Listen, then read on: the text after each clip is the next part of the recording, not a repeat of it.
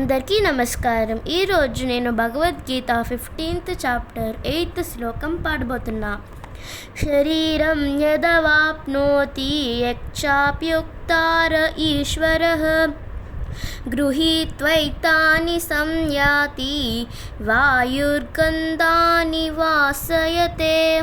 దీనికి మీనింగ్ ఏంటంటే, వాయువు వాసన కనుగొన్నట్లే జీవుడు భౌతిక జగత్తులో వివిధ భావనలు ఒకే దేహము నుండి వేరే ఒక దేహమును పొందెను.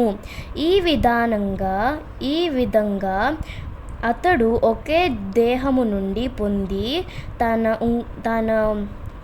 తన దేహమును వదిలి ఇంకో దేహాన్ని పొందుతాడు అని కృష్ణుడు అర్జునుడితో చెప్పారు.